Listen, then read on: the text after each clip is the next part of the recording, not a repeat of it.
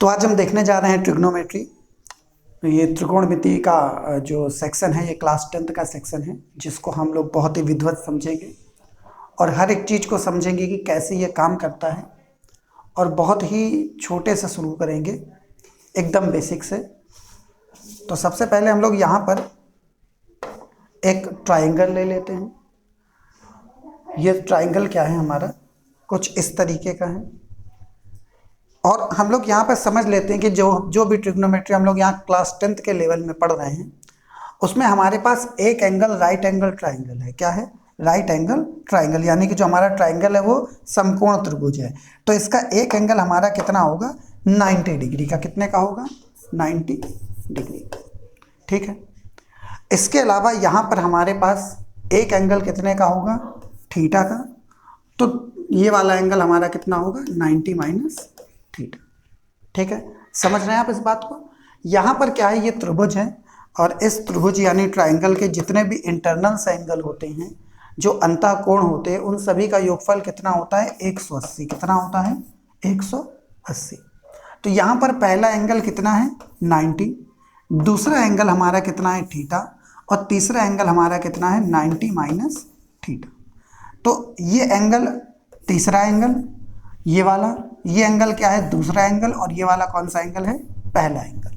तो यहाँ पर थीटा और थीटा क्या हो जाएंगे? कैंसिल। तो हमें पता चल रहा है 180 इज इक्वल क्या है? 180।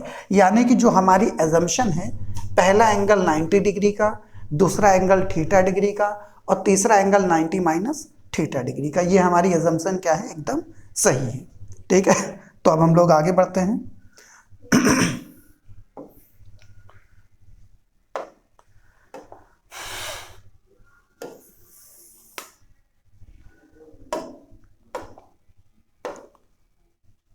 अगर ये एंगल हमारा थीटा है, कितना है?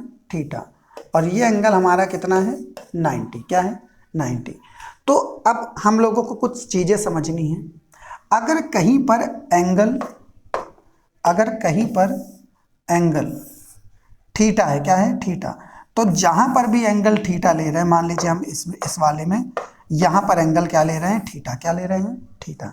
तो अगर हमने यहाँ पर एंगल लिया है, तो हमेशा इस एंगल के सामने वाला ये हिस्सा, ये जो है, ये हमारा क्या होगा?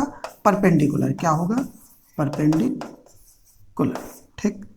और इसे हिंदी में क्या बोलते हैं? लंब। क्या बोलते हैं? लंब। तो एंगल, अगर थीटा एंगल लिया गया है, कोण हमने क्या लिया है? थीटा, तो उसके सामने का हिस्सा क्या होता है? लंब होता है। और थीटा से जुड़ा हुआ हिस्सा, ये जो हमारा जुड़ा हुआ हिस्सा, ये क्या होता है? आधार। क्या होता है? इसे बोलते हैं बेस। क्या बोलते हैं? बेस। और इसमें जो सबसे बड़ी भुजा होती है वो होती है कर्ण। क्या होती है? कर्ण। ये होती है हाइपोटेनस। क्या होती है? हाइपोटेनस। ठीक है। तो हमारे पास यहाँ पर यही चीज है। अगर हमारे पास ये एंगल कितना है? थीटा। कितना है? थीटा। तो थीटा के सामने वाला क्या होता है? परपेंडिकुलर। क्या होता है? परपेंडिकुलर। ये देखिए। ठीक। और थीटा से जो जुड़ा हुआ साइड है वो हमारा क्या होता है? बेस। क्या होता है? बेस। और जो सबसे बड़ी क्या होती है? साइड होती है, वो होती है हमारी हाइपोटेनस। क्या होती है? हाइपोटेनस। सपोज दैट हमने इस पॉइंट को ए पॉइंट लिया है, इस पॉइंट को हमने बी पॉइंट लिया है, और इस पॉइंट को हमने क्या लिया है? सी। क्या लिया है? ए, बी और सी।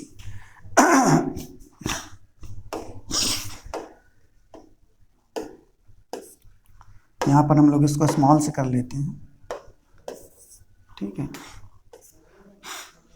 अब देखिए, यहाँ पर ए, बी और सी है। तो सबसे पहले अब हम लोग देखेंगे, यहाँ पर ट्रिग्नोमेट्री में कुछ फंक्शंस होते हैं, उन फंक्शंस को देख लेते हैं। पहला फंक्शन है साइन का, दूसरा फंक्शन है कॉस का, और तीसरा फंक्शन क्या है? टैन। साइन, कॉस और टैन। तो यहाँ पर हम थीटा के अलोंग चलेंगे। किसके अलोंग चलेंगे? थीटा के। मान लीजिए ये थीटा है, तो एक बार हम इस पे क्या निकालेंगे? Sine theta. और अगर ये हमारा थीटा है, तो इस पर एक बार हम क्या निकालेंगे? Cos theta. और इसी थीटा एंगल पे एक बार हम क्या निकालेंगे? Tan theta. क्या निकालेंगे? Tan theta. तो हमारे पास साइन, ये क्या है? साइन जो भी होता है वो हमेशा क्या होता है, परपेंडिकुलर अपॉन हाइपोटेनस, यानी कि लंब बटे में क्या है, कर्ण। ठीक है। और अगर कॉस है, क्या है, कॉस, तो ये होता है बेस अपॉन में हाइपोटेनस, यानी कि आधार बटे में क्या है, कर्ण। और अगर हमारे पास टेन है, क्या है, टेन, तो टेन क्या होता है, परपेंडिकुलर अपॉन में बेस, यानी कि लंब बटे आधार, क्या है, लंब बटे आधार। तो ये हमारे कुछ फंक्शंस हैं। अभी फिलहाल हम 3 फंक्शंस ही देखेंगे, आगे फिर इसके बाद से कॉस और टेन कॉसेक और सेक, कॉसेक और कॉट बाद में देखेंगे। तो सबसे पहले हमारे पास क्या है, साइन थीटा।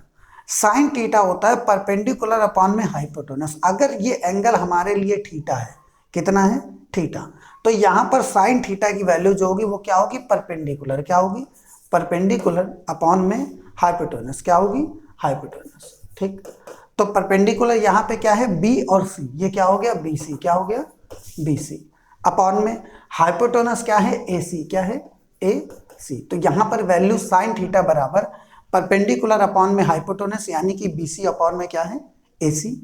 अब हम क्या लेते हैं, कॉस थीटा, क्या लेते हैं, कॉस थीटा।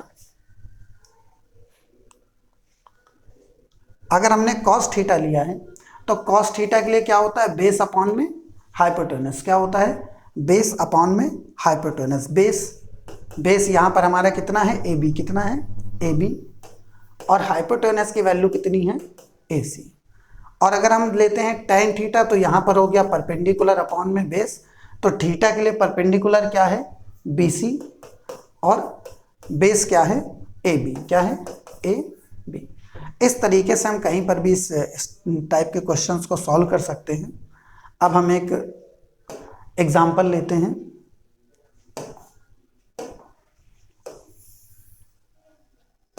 एक एग्जाम्पल ले लेते हैं।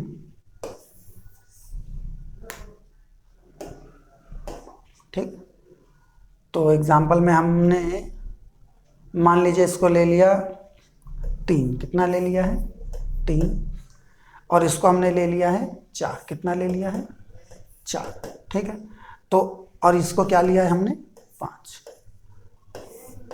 ये राइट एंगल यानी 90 डिग्री है, और यहाँ पर हम क्या ले रहे हैं, थीटा ले रहे हैं, क्या ले रहे हैं, थीटा।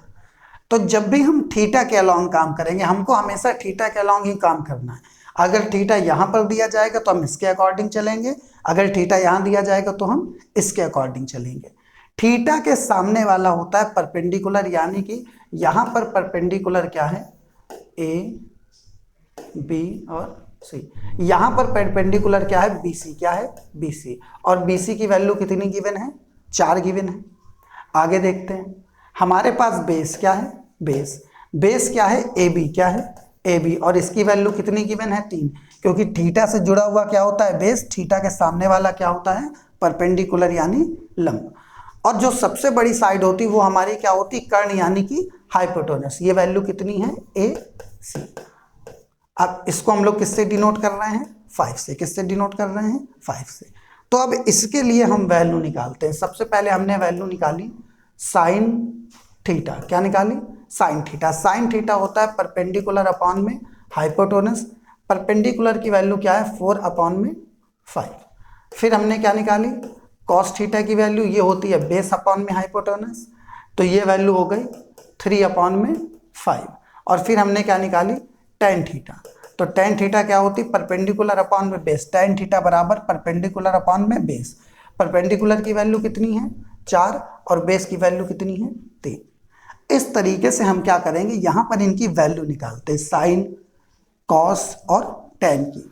हमारे पास और भी टर्म होते हैं पर उनको हम अगले वीडियोज़ में देखेंगे। इस वीडियो में फ़िलहाल हमारे पास इतना ही है कि हमने किस तरीके से देखा, यहाँ पर थीटा के सामने वाले को बोलते हैं परपेंडिकुलर, थीटा से जुड़ी हुई साइड क्या होती है, बेस, और जो सबसे बड़ी साइड होती है वो क्या होती है, हाइपोटेनस। अगर हमारा थीटा बदल जाता है, थीटा अगर हमारा इस जगह होता, कहाँ होता, यहाँ पर, तो इसके सामने वाले को क्या बोलते, परपेंडिकुलर, और इससे जुड़े हुए वाले को क्या बोलते, बेस। ठीक है, और हाइपोटेनस वैसे ही सबसे बड़ी साइड हमारी रहती। तो ये हमारा बेसिक कॉन्सेप्ट है ट्रिग्नोमेट्री का। कुछ और बेसिक कॉन्सेप्ट्स और पाइथागोरस थ्योरम के साथ हम नेक्स्ट वीडियो में फिर से आएंगे, और वहाँ पर आपको पाइथागोरियन थ्योरम के थ्रू इसको सॉल्व करना बताएंगे कि कब वैल्यू हम 3 लेते हैं, कब 4 लेते हैं, कब 5, या फिर वैल्यू बदलने पे हमारी कौन सी वैल्यू आ जाती है। ठीक है।